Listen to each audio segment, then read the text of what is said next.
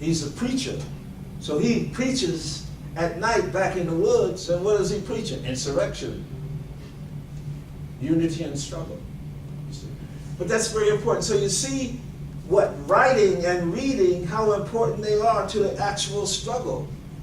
You understand? It was against the law for you to learn to read. Why? Why did they lynch people here in Mississippi for voting? Now you understand. See, now you understand. The Obama thing should make it very clear why they didn't want you to vote.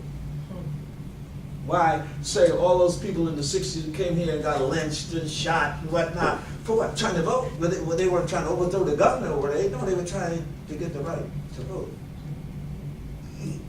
You see how, what kind of significance that takes on when, you know, your people are struggling to get the right to vote, because they know if I get the right to vote, hey, you ain't gonna be that no more.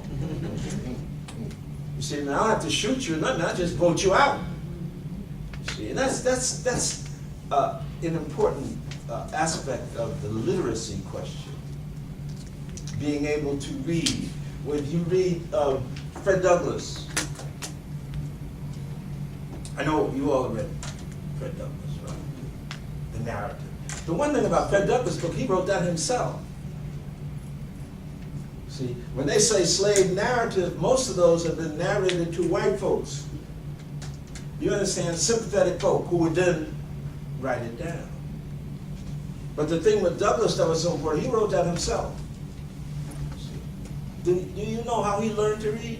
You all know that story, how he learned to read? He talks about it. He was a house slave in Baltimore. So he could take food out of the master's house, and he got some little white boys who in the class system of the United States were hungry. You see, the irony there is incredible. They hungry because they are poor white boys in Baltimore. The slave steals food, gives it to these white boys to teach him to read and write.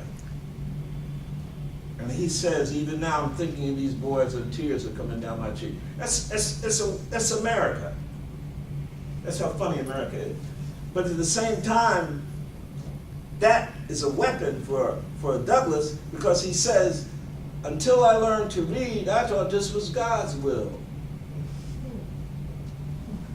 But once I learned to read, I know some slave, what do you call them? Soul thieves come and got me and brought me here. And he said, learning to read was painful because every day I thought about this. See, it wasn't just a question that this is my fate, or God is punishing me. He actually knew that what was happening. And that's painful, but at the same time, it's the doorway to further aspirations. So if you want to learn the 19th century, the opening of the Black America, if you will, read the slave narratives, you know, Olaudah Equiano, you know, William Wells Brown, Linda Brent. Read the slave narratives. Here, you get, even though the narrative, you then get to see what the United States is to the slave. Not what white people or slave masters think, but what the slave thinks. You know, Frederick Douglass' narrative is an important book, one of the most important books to appear in this country. His speech, the 4th of July speech, you know that speech. The meaning of the 4th of July for the Negroes. Fellow citizens, pardon me, allow me to ask, why am I called upon to speak here today? See, now that's heavy, because there's a runaway slave. He's not free. He's just not caught. And he's in Rochester speaking to this mostly white people, telling them, pardon me, allow me to ask, why am I called upon to speak here today? What have I or those I represent to do with your national independence? Or are the great principles of political freedom and of natural justice embodied in that Declaration of Independence extended to us?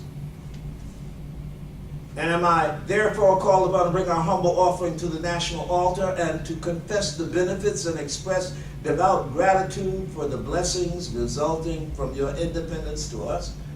You know, he's putting in a trick. He's really insult. This is insulting. You know. And he goes on to say, but such is not the state of the case. I say it with a sad sense of disparity between us. I am not included within the pale of glorious adversity. Oh, your high independence only reveals the immeasurable distance between us. The blessings in which you this day rejoice are not enjoyed in common. The rich inheritance of justice, liberty, prosperity, and independence bequeathed by your fathers is shared by you, not by me. The sunlight that brought light and healing to you has brought stripes and death to me. This 4th of July is yours, not mine. You may rejoice, I must mourn. To drag a man in fetters into the grand illuminated temple of liberty and call upon him to join you in joyous anthems were inhuman mockery and sacrilegious irony. Do you mean, citizens, to mock me by asking me to speak to them? That's a slave. You want to know why the 19th century were black Americans and not Africans? Because they were completely, he's running at a level that a lot of them might not understand. The language. Where you say, where you get the language? The Bible, American speech, Shakespeare. You understand? If you look at his readings when he learned to read, he read speeches. That's what he read. He had a whole collection of speeches that he read. So the idea that by the 1850s, here's a slave, and he said this, he said, do you mean to mock me? Well, ask me to speak to me. If so, there is a parallel to your conduct. And let me warn you that it is dangerous to copy the example of a nation whose crimes, towering up to heaven, were thrown down by the breath of the Almighty, burying that nation in irrevocable ruin. I can today take up the plaintive lament of a peeled and woe-smitten people. And he's talking about the Israelites. And he quotes the Bible. By the rivers of Babylon, there we sat down. Yea, we wept when we remembered Zion.